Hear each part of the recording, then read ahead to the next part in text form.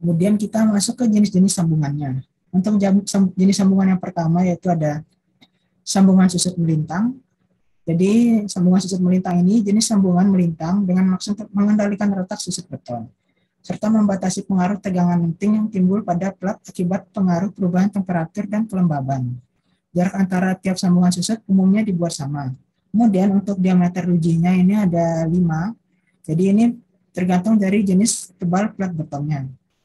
Jadi untuk jenis tebal plat betonnya dianggap paling rendah itu sebesar 125 mm dan paling tinggi sebesar 25 mm. Dan untuk diameter rujinya mulai dari 20 mm dan paling tinggi yaitu 36 mm. Nah, ruji yang dimaksud itu yaitu gambar di bawah ini. Jadi gambar di bawah ini merupakan ruji yang dipasang untuk sambungan susut melintang. Jadi untuk sambungan susut pada perkerasan dengan beban lalu lintas yang ringan biasanya yang merupakan agregat interlocking sepanjang sambungan. Sedangkan untuk yang beban lalu lintasnya lebih berat menggunakan ruji ini sebagai penyalir beban pada sambungan. Atau baiknya tiap perkerasan kaku itu menggunakan ruji ini sebagai sambungan melintangnya. Jadi ruji ini mencegah pergerakan vertikal atau faulting di antara plat, tetapi memungkinkan sambungan untuk membuka dan menutup guna melepaskan tegangan terjadi akibat perubahan temperatur dan kadar air pada perkerasan beton. Jadi pada ruji ini dilapisi lapisan anti karat agar ruji ini tidak mengalami korosi dan kerusakan. Pada perkerasan dengan sambungan, ruji ini biasanya tegak lurus terhadap arah lalu lintasnya. Fungsi utama dari sambungan susut arah melintang ini ialah untuk mengontrol letak sebagai akibat dan tegangan tarik dan tegangan lentur pada plat beton yang disebabkan oleh proses hidrasi semen, beban lalu lintas, dan pengaruh lingkungan. Jadi pada sambungan melintang ini, nah ini pada sambungan betonnya ini, untuk betonnya sengaja akan diretakkan. Jadi retak ini dapat dibuat dengan menggergaji atau dibentuk pada saat pengecoran. Jadi retak ini nanti akan membantu beton tersebut agar tidak mengalami kerusakan yang lebih lanjut. Karena retak pada perkerasan kaku ini, nah nanti ini akan membantu untuk mendistribusikan beban lalu lintas yang terjadi. Selanjutnya untuk jenis sambungan yang kedua yaitu sambungan memanjang. Di mana untuk sambungan memanjang ini merupakan sambungan antara dua plat yang memungkinkan plat melintang tanpa terjadi pemisahan atau retak pada plat tersebut.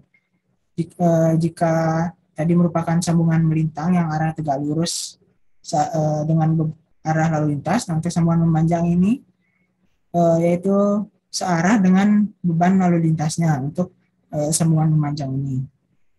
Jadi sambungan memanjang digunakan untuk melepaskan tegangan lenting dan umumnya diperlukan bila lebar plat lebih dari 4,6 meter. Lebar plat yang lebih kecil atau sama dengan 4,6 meter menunjukkan kinerja yang memuaskan tanpa sambungan memanjang. Walaupun nanti dapat terjadi beberapa retak memanjang, namun disarankan tetap menggunakan sambungan memanjang untuk perkerasan kaku ini. Jadi jaraknya ini sekitar 3-4 meter. Kemudian sambungan memanjang ini dilengkapi dengan batang ulir dengan mutu minimum BJ24 dan diameternya 16 mm. Dan ini harus batang ulir, tidak boleh batang polos. Jadi untuk membantu penyaluran beban, batang pengikat sering digunakan dan pasang melintang pada sambungan memanjangnya. Batang pengikat lebih kecil, ukurannya dari ruji, dan merupakan besi strip atau besi alur. Batang pengikat pada dudukannya ini dipasang di antara lajur, dan juga diberi lapisan epoksi untuk mencegah karat.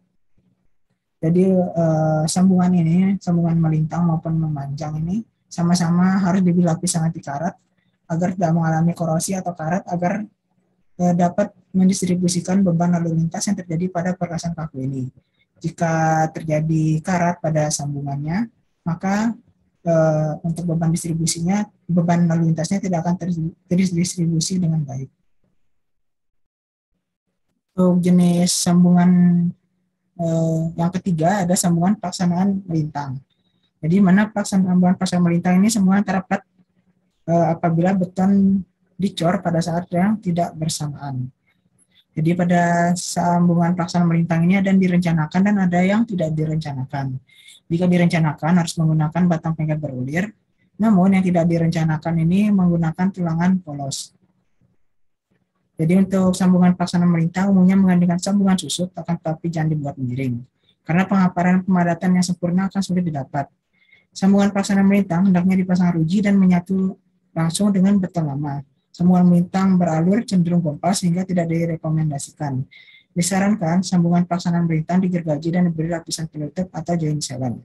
Nah, jadi untuk sambungan pelaksanaan melintang ini biasanya terdapat di bagian ujung-ujung ruas jalannya ya. Nah, untuk jika tidak, misalnya jika tidak direncanakan, maka untuk di ujung jalannya tidak terdapat sambungan melintang yang keluar seperti ini. Namun jika nanti direncanakan atau masih dalam pelaksanaan pembangunan jalan tersebut, maka di ujung jalannya akan terdapat besi-besi yang keluar dari beton seperti yang ditampilkan pada gambar berikut ini.